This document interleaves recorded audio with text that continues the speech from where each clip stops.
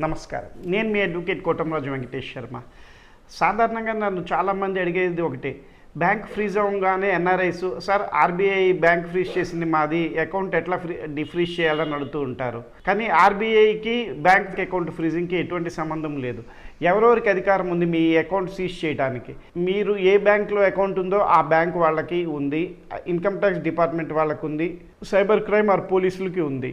సరే, బ్యాంకు ఏ సందర్భాల్లో ఫ్రీజ్ చేస్తుందో ఇప్పుడు చూద్దాం.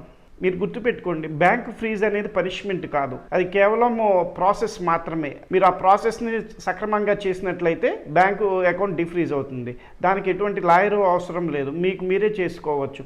మీ తరపున ఎవరన్నా special power of attorney holder ఉన్నా వాళ్ళన్నా చేసుకోవచ్చు. ముఖ్యంగా బ్యాంక్ అనేది సెక్షన్ 6 మీరు ఉల్లంఘన చేసినప్పుడు, అంటే మీరు రెసిడెంట్స్ సేవింగ్స్ అకౌంట్ పెట్టుకొని మీరు ఏదన్నా ఫారెన్లో ఉంటున్నా చేస్తున్నా ఆ వివరాలు బ్యాంకుకి ఇవ్వకపోతే కనుక, అంటే మీరు ఫ్యాక్టా కానీ సిఆర్ఎస్ కానీ కేవైసీ డీటెయిల్స్ కానీ ఇవ్వనప్పుడు బ్యాంకు మీది అకౌంట్ ఫ్రీజ్ చేస్తుంది. లేకపోతే సెక్షన్ 6 ప్రకారం ఏదన్నా అసెట్ని కానీ లైబిలిటీని కానీ మీరు క్రియేట్ చేస్తే, అది సెకండ్ ఎపిసోడ్లో చెప్పా, మరి చూడండి, ఆ టైంలో అయినా ఆ బ్యాంక్ అకౌంట్ ఫ్రీజ్ చేస్తుంది. లేకపోతే మీ అకౌంట్లో అన్ఎక్స్ప్లెయిన్డ్ సోర్సెస్తో హై వాల్యూ ఫండ్స్ పడ్డా సరే బ్యాంక్ అకౌంట్ ఫ్రీజ్ చేస్తుంది. అట్లా చేసినప్పుడు మీకు లాగిన్ అవ్వగలరు, కానీ డెబిట్ మాత్రం చేయలేరు. అట్లా చెందినప్పుడు మీరు బ్యాంకుని సంప్రదించి బ్యాంకు కావాల్సిన ఫార్మాలిటీస్ పూర్తి చేస్తే సహజంగా అది డిఫ్రీజ్ అయిపోతుంది. దానికి ఎటువంటి రికమెండేషన్స్ అక్కర్లేదు, లాయర్ అక్కర్లేదు, ఆడిటరు అక్కర్లేదు. కానీ మనము ఫెమా రూల్స్ సెక్షన్ 6 కనుక మీరు ఉల్లంఘించినట్లయితే ఏం చేయాలో సెకండ్ ఎపిసోడ్లో చూడండి. ఇప్పుడు మనం ఇన్కమ్ ట్యాక్స్ వాళ్ళు ఫ్రీజ్ చేస్తే ఎట్లా మీ అకౌంట్ని డిఫ్రీజ్ చేసుకోవాలి, ఇన్కమ్ ట్యాక్స్ వాళ్ళు ఎందుకు మీ అకౌంట్ని డిఫ్రీజ్ చేస్తారు, అసలు ఫ్రీజ్ ఎందుకు చేస్తారు, ఈ రెండు చూద్దాం. సహజంగా ఇన్కమ్ ట్యాక్స్ వాళ్ళు మీ దాంట్లో ఏదైనా లోపాలు గుర్తిస్తే మీ బ్యాంక్ అకౌంట్లో 281B లేదా 132 కింద అటాచ్మెంట్ ఆర్డర్ మీ బ్యాంకుకు పంపిస్తారు. మీ బ్యాంకుకు అటాచ్మెంట్ ఆర్డర్ చేసినప్పుడు మీ అకౌంట్ని బ్యాంక్ మేనేజర్ వాళ్ళు సహజంగా ఫ్రీజ్ అవుతుంది. ఐటీ వాళ్ళు ఎందుకు పంపిస్తారు మీకు, అది ఇప్పుడు మనం క్షుణ్ణంగా పరిశీలిద్దాము.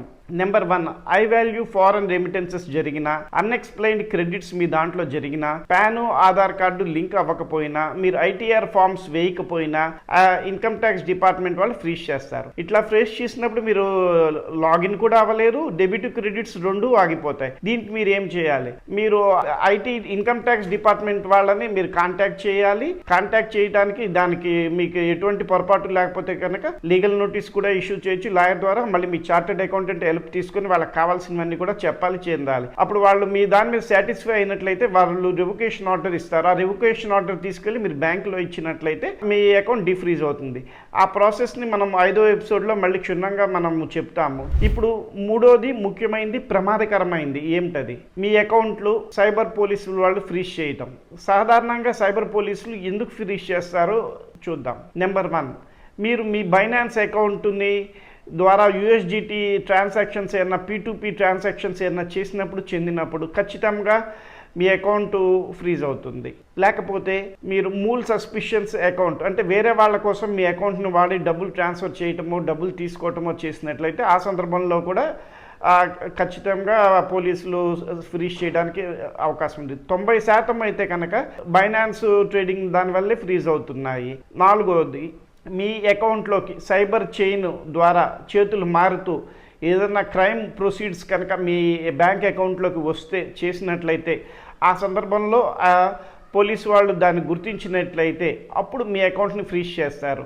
సరే, అప్పుడు మీకు తెలియకుండానే అది ప్రొసీడ్స్ వచ్చి ఉంటాయి, దానికి మీకు ప్రత్యక్ష సంబంధం ఏమీ ఉండదు, అయినా సరే అది ఫ్రీజ్ అవుతుంది.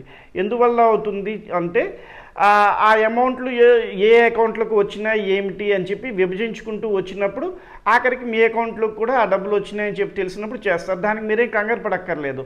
పోలీసులు సెక్షన్ 106 BNSS కింద జనరల్గా ఈ పని చేస్తూ ఉంటారు. దానికి మీరు ఏం చేయాలి, మీరు ఎట్లా కాపాడబడతారు ఏమిటి అనేది మనము నెక్స్ట్ ఎపిసోడ్లో క్లియర్గా చేస్తాము. ఈరోజు ఎపిసోడ్లో చెప్పినవన్నీ మీకు అర్థమైనాయి అనుకుంటున్నాను. మీకు ఏమైనా డౌట్లు ఉంటే కామెంట్ రూపంలో పెట్టండి, లేకపోతే నా మెయిల్ ఐడి కానీ వాట్సాప్ నెంబర్కి కానీ మీరు కాంటాక్ట్ చేయొచ్చు. మీ అడ్వకేట్ కోటంరాజు వెంకటేష్ శర్మ. జై హింద్.